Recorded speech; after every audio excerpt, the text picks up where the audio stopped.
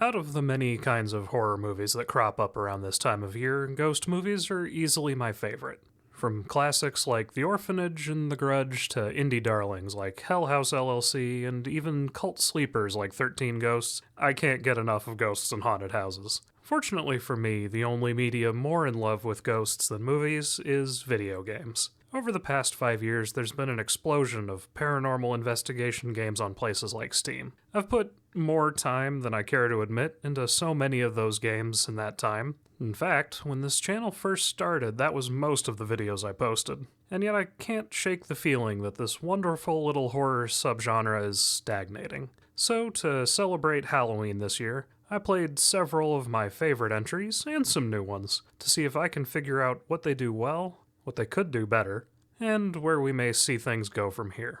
Of course, the best place to start is the beginning, so follow me to the far-off yesteryear of 2020, starting with...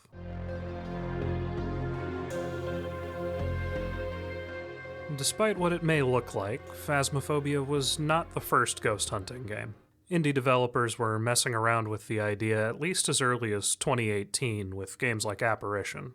But while it may not have been the first, it was, and still is, the most popular. Launching into early access in September of 2020, the game's early success owed a lot to being in the right place at the right time. Coming 6 months into a global pandemic that saw a massive spike in both people playing video games and content creators looking for new games to play, Phasmophobia was easy to pick up and play and scary enough to make for interesting content. That early success, and the many games it inspired, helped solidify the idea of what a ghost hunting game should look like. So let's start up a lobby and dive into what that means. Right off the bat, Phasmophobia has what might be my favorite lobby in any multiplayer game. The game was originally designed with VR in mind, so in addition to the item shop and the shelves showing off your collection of achievements and cursed objects found in missions, the lobby features a variety of carnival games for you to mess around with. I don't want to admit how much time I've sunk into the basketball hoop specifically, especially while waiting for friends to join the lobby. Once everyone is in, you can pick from 3 types of maps that cover all the usual horror suspects. Small maps consist of family homes, farmhouses, and a couple variants of the larger maps. From a gameplay standpoint, these tend to be my favorite. The more confined spaces get you in contact with the ghost sooner and keep the rounds moving quickly. Medium maps are more interesting and unusual places, like a haunted prison or a lighthouse. They strike a nice balance between keeping things exciting and featuring a variety of locations on the map. Lastly are the 2 large maps, the high school and the asylum. They're both massive, a little over double the size of the medium maps, and as you might have guessed from the way I've talked about the other maps, I'm not really a fan of either of these. While I like the asylum from a visual design perspective, both maps are just far too big. The whole reason I play this game is to hunt ghosts, and that's hard to do when I'm hiking across an abandoned high school to the one classroom of 30 the ghost is hiding in. Everyone can vote on the map at the start, or you can pick random if you're feeling lucky. But once the map is settled, it's time to move on to choosing your difficulty. The difficulty in Phasmophobia can dramatically impact how a mission plays out. There are 5 preset difficulty options, a custom mode, and weekly challenges. As a general rule of thumb, the preset difficulties change how much time you have to set up before the ghost starts acting, how quickly it gets aggressive, and how much you earn from a successful investigation. Amateur, for example, gives you 5 minutes to get set up and gives you a ghost that will be very active, but usually less dangerous. Intermediate only gives you 2 minutes to set up and also turns the breaker on site to off, meaning you need to find it before you can turn on any of the lights in the location. Professional, which is the difficulty I usually play on, gives you no time to set up before the ghost gets active and removes most of the places that you can hide when the ghost gets angry. The 2 highest difficulties push things even further by reducing the amount of evidence the ghost gives you from 3 to 2 on Nightmare and 1 on Insanity. Both difficulties very much rely on the player's knowledge of how the many types of ghosts behave to identify the target in question. So if you're the kind of person who really enjoys having to piece that kind of problem together, there's a lot of fun to be had here. I am not one of those people, though, so I tend to skip those. With all of these options, my personal favorite way to play is the custom difficulty. Here you can tweak nearly every aspect from player and ghost attributes to whether or not the ghost will attack at all. If you want a very silly time that none of your friends will thank you for, set the difficulty for a ghost that is as fast and aggressive as possible, set it so that every time it kills a player the attack continues even longer, and break the on-site activity monitor because it's secretly the strongest tool for the players. It's guaranteed to turn your friendly game nights into the reason you don't have to send out any Christmas cards in a couple months. Weekly challenges are new rule sets that the developers introduce that you can complete for a reward. They can be everything from everyone being fast to zero evidence or most of your gear being missing. The nice part is they often use a set gear loadout, so they can provide a nice change of pace from your average investigation. With your difficulty setting of choice selected, the last thing to do before we can hunt some ghosts is to pack our item loadout. There are 21 different items in the game, all approximating ghost hunting tools you'd see in real life, albeit considerably more useful, spread across 3 categories. I'm not going to go over all of them individually, but broadly speaking, the list breaks down into evidence items, utility items, and defensive items.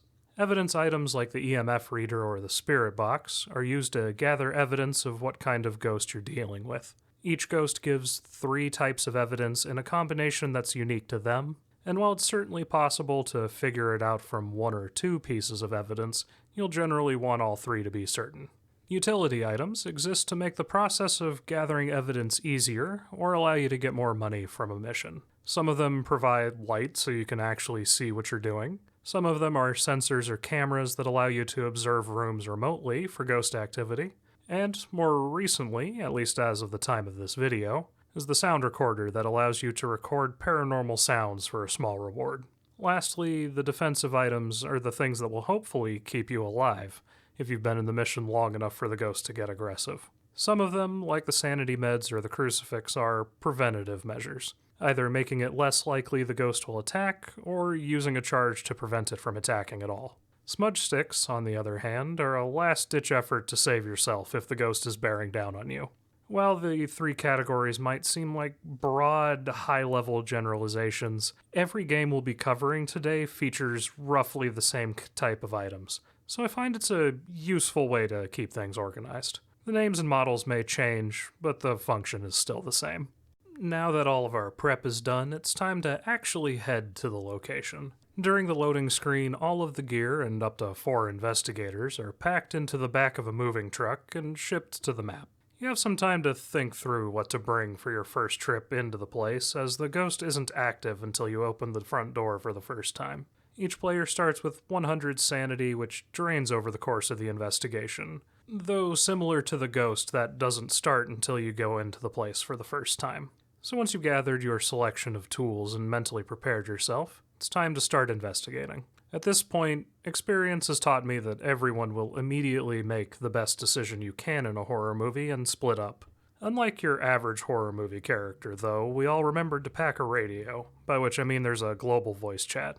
Searching the location can turn up a bone that'll earn you some extra money if you take a photo of it and pick it up, as well as a cursed object. These also give you a reward if you take a picture, but they have a riskier use too. Each cursed object can provide valuable information such as the ghost's favorite room, or can provide other beneficial effects like restoring sanity to the group. But overuse or just plain bad luck will break the item and start a cursed hunt. Normal hunts occur when the group's average sanity gets too low, or other ghost-specific criteria are met, at which point the ghost begins roaming the area looking for players to kill.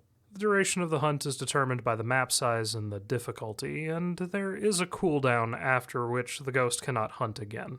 Cursed hunts ignore that cooldown, so there is a real risk to using cursed objects. Or it's all upside if you think you can outrun your friends. Getting caught by the ghost plays a death animation that I have to assume is just awful to experience in VR, and puts you in spectator mode, where you can still see and hear the other players and the ghost, though they can't see or hear you. You can still interact with objects on the map, so expect to have things thrown at you as soon as people start dying. Assuming you don't die, however, you'll eventually figure out which room the ghost is hiding in and get your equipment set up. How quickly you'll get your evidence can vary greatly depending on the difficulty and the type of ghost you're dealing with. Once you have it figured out and you know what you're facing, all that's left is to either call it a day and leave with whoever is still alive for your reward, or stay and try to do some optional goals and take photos and recordings for an additional reward. The objectives themselves can range from trivial, like getting an EMF reading or getting the group's sanity below 25%, read everyone stuffs themselves in a locker for 2 minutes, to the more challenging ones like getting a photo of the ghost. Hunts create electronic interference and also death, so the most likely chance to get a ghost photo is from one of the several appearances it can put in while you're investigating, either physically manifesting or showing up in the DOTS projector. Getting all of the objectives complete, as well as snapping enough high-quality photos of paranormal activity and some audio and video recordings, gives you what's known as a perfect game. It's tricky to pull off, but very rewarding when you do, and it adds a nice layer of challenge for when you've gotten comfortable with the game's mechanics. And that, in a nutshell, is Phasmophobia. It captures the appeal of the many ghost hunting shows and movies, while allowing you to put yourself in the spotlight from the comfort of your computer chair. The game is not perfect, though, and many of the games that came after would differentiate themselves in how they tried to address those problems. The first is how the fear factor in the game is inversely proportional to how much experience you have. What starts as a game with an oppressive atmosphere, great tension, and the feeling of being able to be hunted at any time, eventually gets replaced with a game where you find yourself thinking, okay, I know this is a Diogen, I'll be safe as long as I walk away at even a mild pace. This is an issue I feel with the entire genre, and also the reason that short indie experiences tend to be so much more engaging than big-budget AAA horror titles. A short experience only needs to be scary for 20 to 30 minutes, but with enough exposure, horror becomes routine. Ghost personality is also an issue. Every ghost in the game has a special ability as well as certain tendencies and traits that they're supposed to follow during a round, though often those aren't quite expressed as strongly as they should be. It's a tough issue to fix. If the ghosts have too strong of a personality, it removes a lot of the investigation that's the entire reason we're here. As an example, demons can start a hunt whenever they feel like it, but if every demon hunts the second you step foot inside the house, it would ruin the experience. And I know this is an issue the developers are aware of, because they've tweaked ghost behaviors at least 4 times since I've started playing.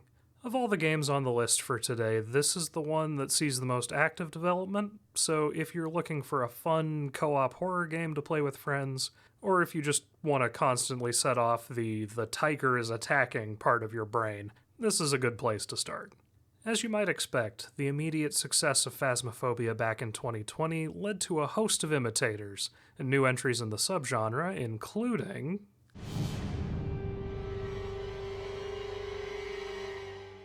or at least it would be if I had been able to record any footage of the game. You see, I remember Obsidio being a fun and clever twist on the formula Phasmophobia hit on, made by a single college student with the tendency to disappear for months at a time. Instead of using the tools to determine what kind of ghost you were dealing with, you had to pay attention to the events it caused on the map. Throwing knives, graves appearing out front, or a room suddenly filling with roaches would all help narrow down the kind of ghost, while the evidence you got from the investigation told you what steps you would need to exorcise it.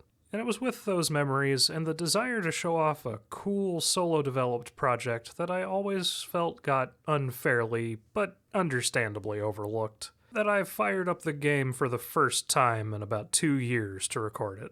Unfortunately, all that time away showed me a game that was so buggy that I couldn't even finish the tutorial. I'm assuming it's still working for some people, given that the rating is mixed on Steam, but I'm not one of the lucky few. This sadly hits on one of the big issues overhanging every game in this video, which is that they're all early access games. In a perfect world, the benefit to an early access game is that it allows the developers to adhere to the old make it exist, you can make it good later adage that every creative person should probably live by. The downside to all of that is that there may come a day when the devs make a change you personally hate, or due to real-life events, the game may never get another update, leaving so many promises and roadmaps abandoned. In this case, the real-life event that doomed the game was the Unity runtime fee fiasco. To avoid the potential of being on the hook for an insane amount of money for an indie game, the developer made a panicked switch to Unreal Engine 5. Even still, at the time of writing, UE5 is a notoriously unstable engine even for big teams with lots of money and experience. The last update so far was in early September 2024, and from what I've been able to find, the developer even left their own Discord server. And honestly, part of me can't blame them. I can't imagine being chained to the same project for years, especially one that was supposed to be a small passion project. Unless it's the kind of project that's something that could grow and change over time, like an MMO or a card game. That being said, they should definitely delist it from Steam given the state that it's in right now, and I can't in good conscience recommend it to anybody. Now, what if you want the ghost hunting style of gameplay, but the idea of creeping through another haunted house bores you to tears? What if you're longing to relive the pulp adventure glory days somewhere exotic and take things that definitely don't belong to you? If so, you might want to try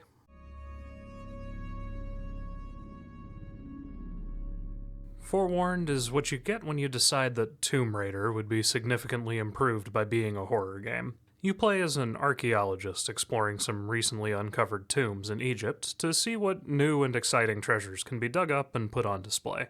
Naturally, that's not as easy as it sounds. Every tomb you go to is haunted by a Magi, a powerful spirit that spends most of every round wandering around trying to scare you.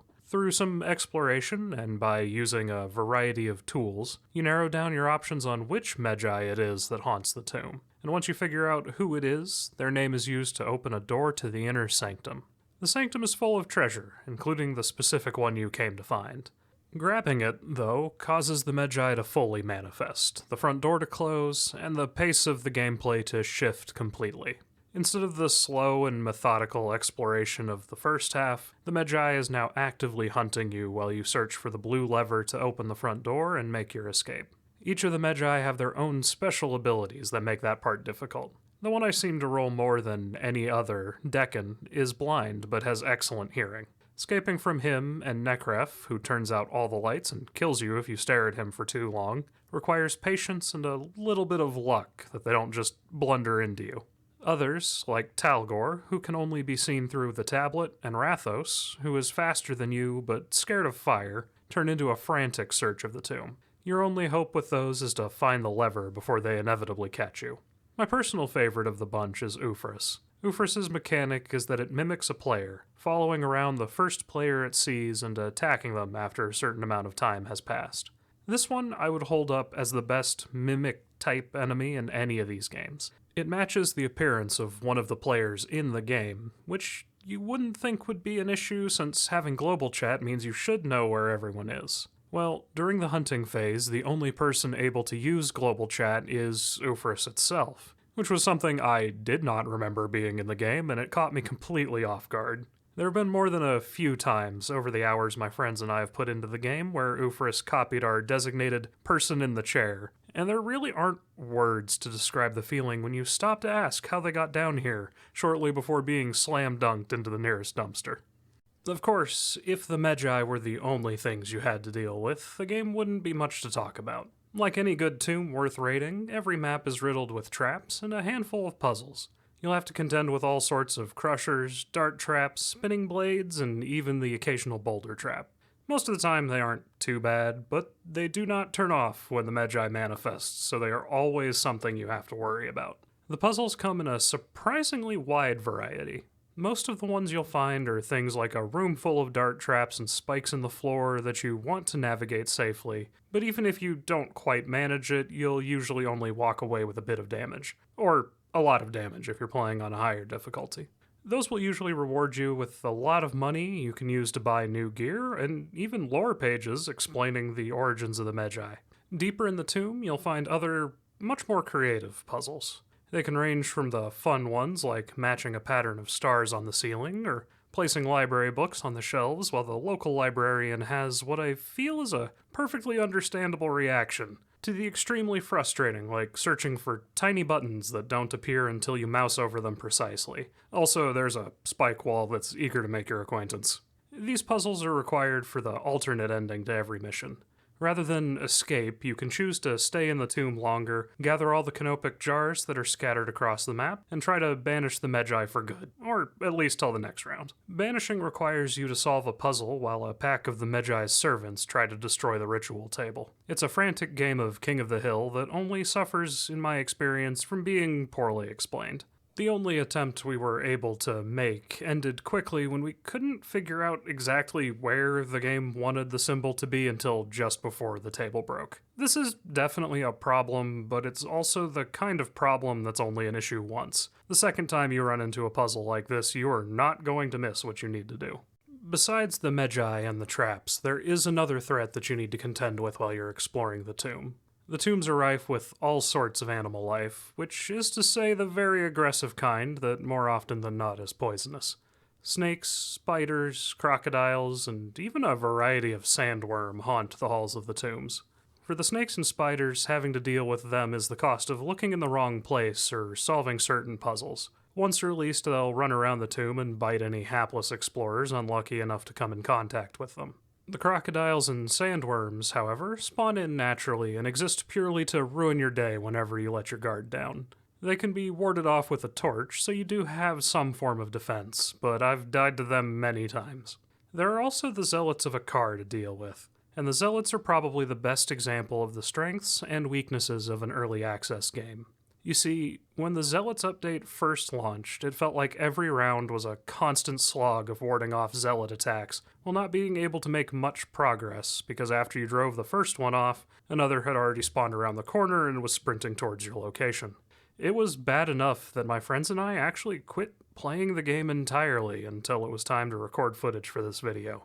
I had expected to be dealing with the same again, but was pleasantly surprised to see that the Zealot spawns had been seriously toned down, so they felt more like an exciting encounter rather than a serious hindrance to gameplay. And that's what you sign up for with an early access title. There's always a chance that a particular update will ruin the experience for you, but at the same time, things can always be tweaked and rebalanced to get the developer's vision across in the right way.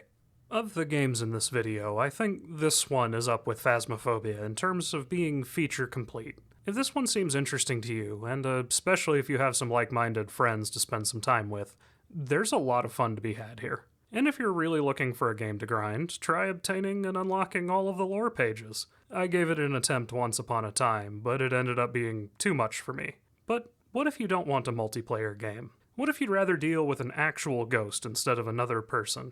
Or maybe you're just looking for something you can take at your own pace. Either way, you might want to look at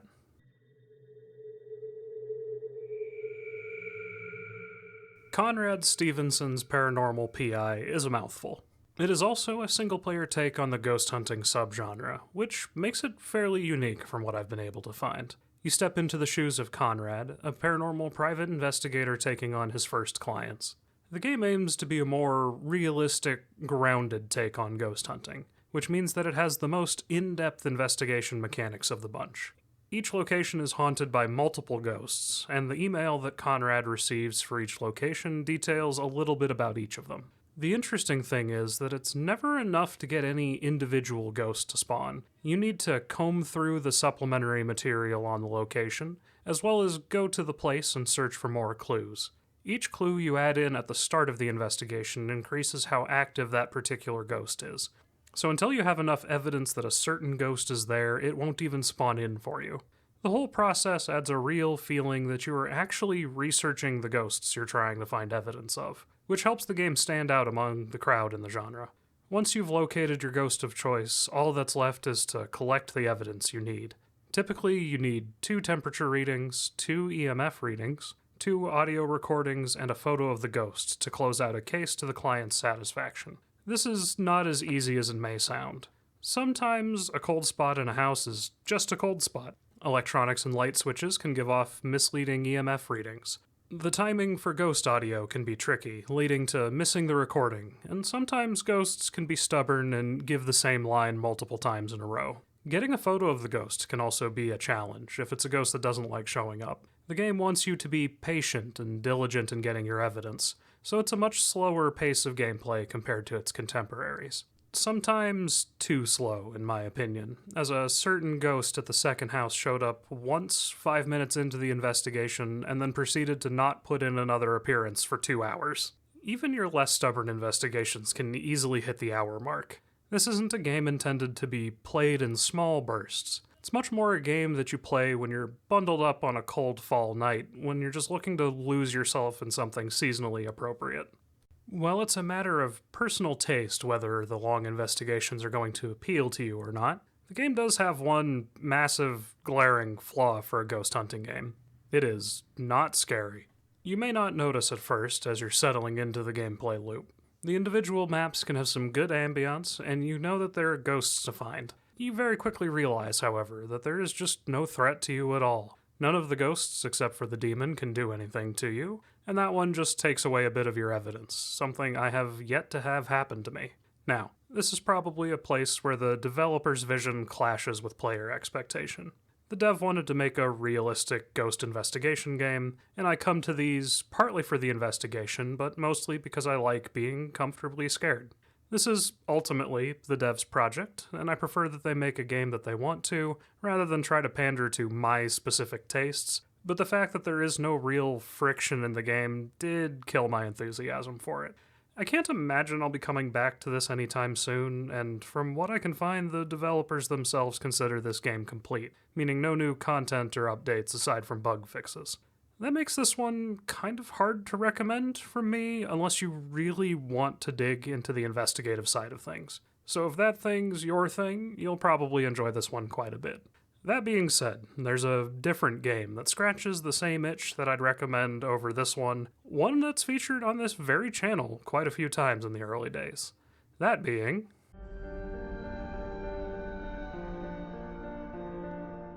Shortly after the release of Phasmophobia, the modding scene for the game exploded. While the ability to mod things has been removed now, there were 2 mods from back then that really stuck in my mind over the years.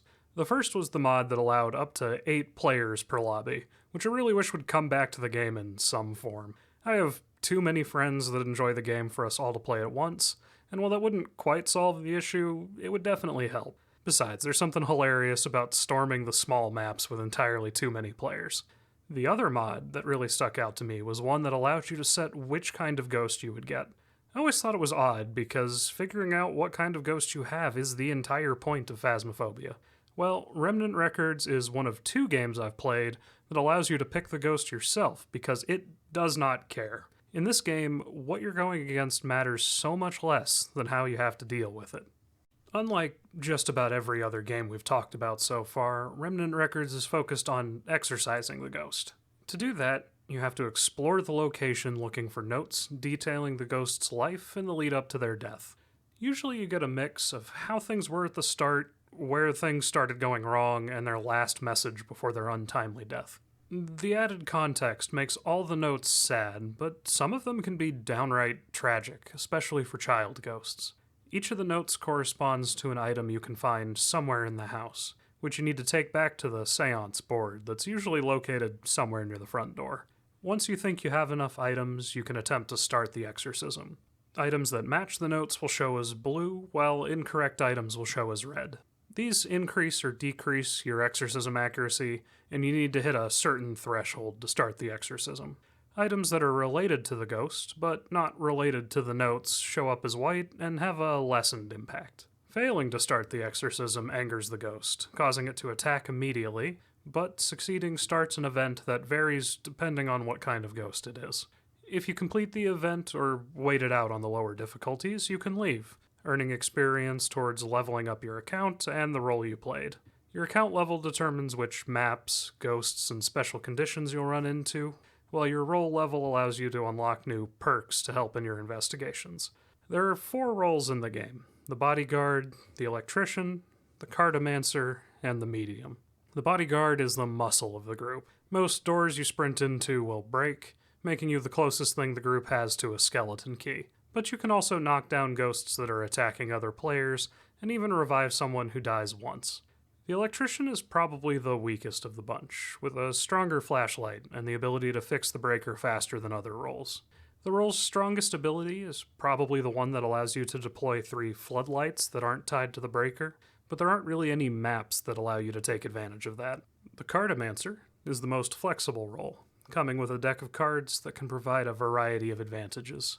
Most of them are defensive, like the early warning card or the trap that stuns a ghost for a few seconds. But there are also some that can help with the investigation itself, like the little buddy that runs to the nearest blue item. Finally, the medium might be the strongest role. By closing your eyes, you can see the ghost, the room the ghost died in, and the sprites of dead players. The ghost room always seems to contain a blue item, usually the one sitting in a pool of blood, and a note, so it's a good idea to stop there first. Each role also has access to some generic perks, so there's a decent bit of character customization in this game. The ghosts that you have to deal with are all very unique. Rather than a large number of ghosts inspired by real-world folklore, Remnant Records features 6 broad archetypes that all behave entirely differently. The mannequin, which is probably my favorite of the ghosts, doesn't move when it's being looked at, unless you look at it for too long. It also teleports periodically if it can't find anyone, so it's a constant threat even on the larger maps. Its exorcism fills the house with fake mannequins that it can hide among. You need to spot it a few times before it can sneak up on you. The Shusher is easily the most interesting of the bunch. It hunts a chosen player, attacking if they turn around and spot it, or if it's allowed to get too close.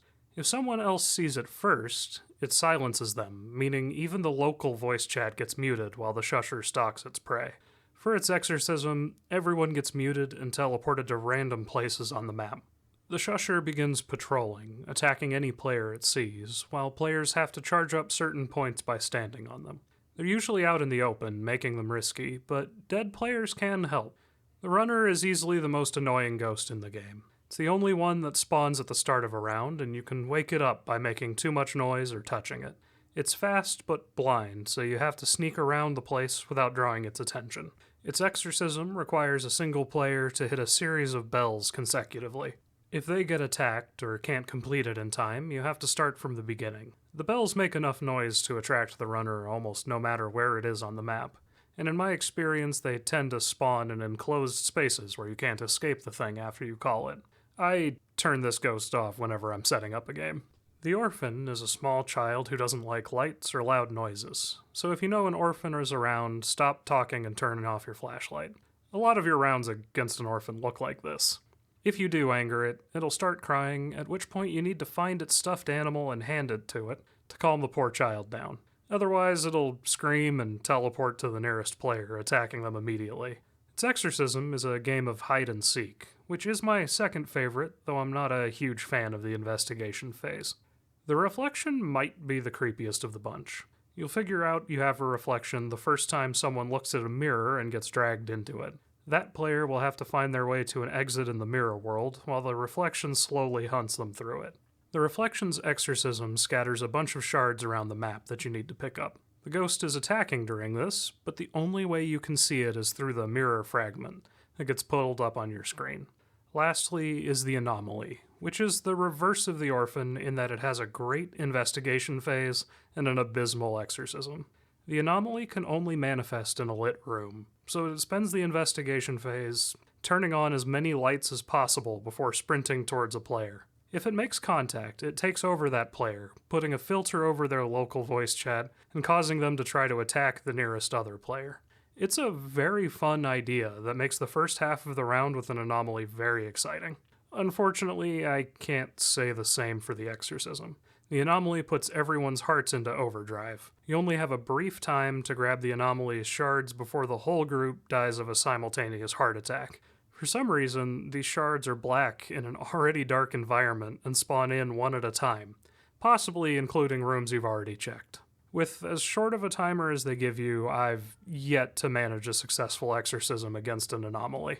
And that about sums up Remnant Records. At the time of writing, the devs have concluded work on the game, which is a shame because having 1/3 of your ghosts be unfun to play against, and the game still feeling a bit feature light is not an ideal place to leave the game in.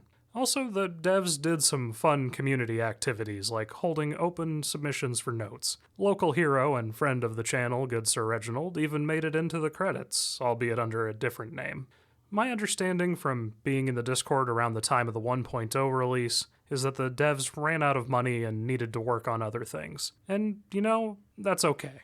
I think more developers need to be okay with saying, this is all we can do, it's time to move on. In my opinion, the game is certainly worth the asking price. There's a fair bit of fun to be had with what's in the game, so if you enjoyed games like Phasmophobia and are looking for a change of pace in the same ballpark, you could do a lot worse than this. And while that may sound like a scathing lead-in to the next game, I actually think the next one has some potential. So without further ado, let's move on to...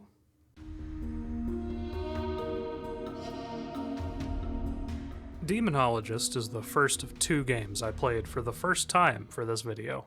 It was a game I was aware of, what with it being a game of the moment on YouTube in early 2023, but I never really got around to playing it. This project seemed like the perfect time to do so, since the video would feel incomplete to me if I didn't mention it. And Demonologist is certainly a very interesting game. Like most games in the subgenre, it opens with the investigation phase. You and your team go into a haunted house with a variety of tools, and work to determine what the ghost is based on the evidence it leaves behind. Once you do, however, you can leave and take a small reward, or stay and do some optional challenges with the goal of exorcising the ghost as well. The objectives you get depend on the map you're playing on, but for the most part they involve taking a photo of the ghost and searching the map for a handful of items. The exorcism itself also depends on the map, one requiring you to complete a ritual in the basement, another having you run the ghost through some Ghostbusters-style traps, and a different one having you build an anti-ghost gun. Having the tasks vary by location is a good way to make sure they can be elaborate enough to be interesting, though I imagine once you've played the game enough they become pretty routine. The game also features a heavy emphasis on jump scare horror, which I personally consider the easiest form of horror to evoke. Not to say that jump scare horror is bad. I've certainly had plenty of fun in my day with 6 out of 10 horror movies that manage to make you jump at least a couple times, and Demonologist's map fall firmly in that camp for me. Barring a couple well-done scares, everything is just something running or flying towards the camera. It's fun the first time or two, but the 5th time it happens in a mission will have you rolling your eyes. There are some more subtle and clever tricks up the game's sleeves, though. Some scares or secrets can only be triggered by reading a message or saying a word out loud, which is something I wish both this game and future games in the subgenre would mess around with more. We already have the mic being used for voice chat and feeding your location to the ghosts. Why not use it for puzzles and secrets, too? Unfortunately, what that gets used for a lot in this game is... Look, I've been burned in the past by assuming something was AI generated when it was apparently just really clever coding, and I don't want to make the same mistake here. But if somebody told me the art in this game was spat out by Midjourney, I would believe them. The wall art in this game looks bad, and I found it kind of distracting. Especially in the mission where we had to make a set of paintings match the orientation of those same paintings throughout the level. I know art assets are expensive, especially good art, but we have to be able to do better than this. Fortunately, the ghosts themselves are pretty fun, on average. My personal favorite is the Nama, which, when we ran into it, kept ripping tools out of our hands and running away with them. There's nothing like a bit of petty theft to take a hunt from standard to hilarious. And while I didn't run into most of the ghosts, the one I did were all a fun spin on what I'm used to seeing. Setting the art of dubious quality aside, there is one huge problem with the game. It is agonizingly grindy. Fully clearing an investigation can earn you about $1,700 in a game where a single crucifix runs you $2,000. Even aside from the economy being severely lopsided, after several successful hunts I was only level 3. Your level opens up new maps and a couple new items in the shop, so to fully unlock everything, I'd have to grind successful hunts for hours on the same maps to unlock a healthy variety of other things to do. And they would have to be successful, because dying on a mission cuts your rewards down to a pittance. There's an idea floating around in the games industry for the last few years of having a forever game, the one game you play for the rest of your life, though maybe not exclusively. With how much of a grind the game is, it feels like the devs are hoping Demonologist will be that for you. They've alluded to fixing this issue in a future update, and for the sake of the game, I hope they do. Demonologist seems like a game with a lot of potential. It's just being held back right now by the excessive grind and the comical amount of jump scares. But as I said, there were 2 games that I played for the first time in this video. The second I'd never heard of until I ran across a recommendation on the Phasmophobia subreddit. Intrigued, I decided to check out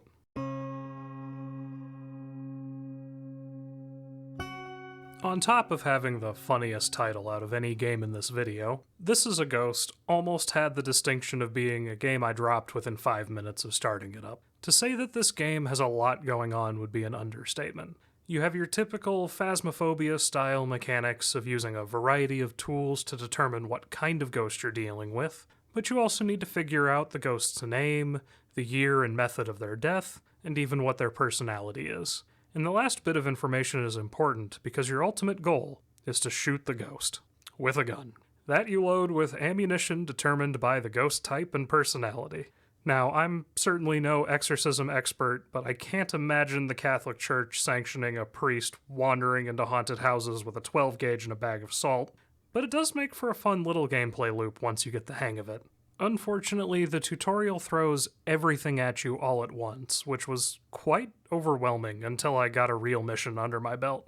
So if you decide to pick this one up yourself, just give it a bit of time to sink in. I promise things are not as complicated as they first appear. At least until you go to the shop, where you find out there are 2 types of currency, money and medals. Money you earn for a successful investigation, and medals are earned by clearing side objectives. Both are needed to unlock new maps, new ghosts, gear upgrades, even new difficulties. But to top all that off, they also took a page out of the Secret World's handbook, and there are 3 factions you can work for. The Vanguard of Jevudan, of Beast of fame, I presume, the Night Keepers, and the Twilight Ravens. Each of these factions tracks your reputation with them separately, with a cap of 4,000.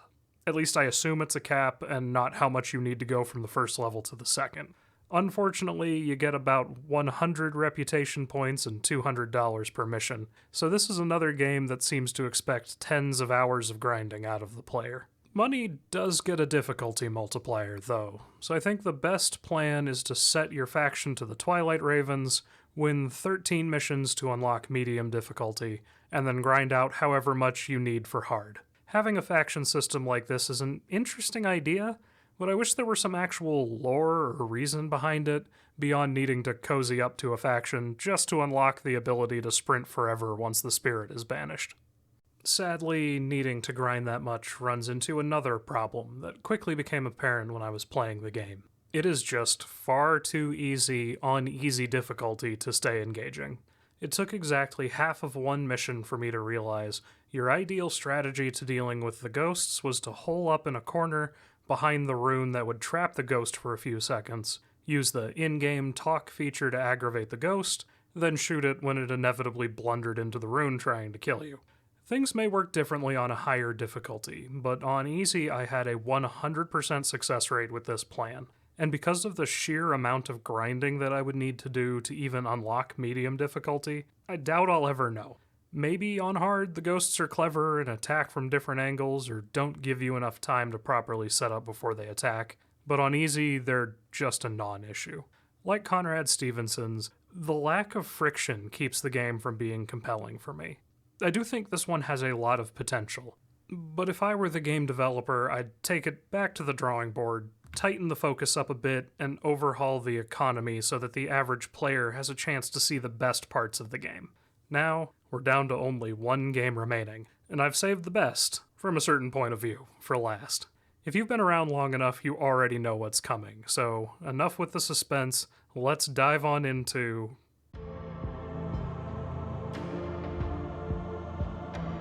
Boo-Men is probably the biggest surprise of my gaming career. Or maybe the second, depending on how I'm feeling about Vampire Survivors on a given day.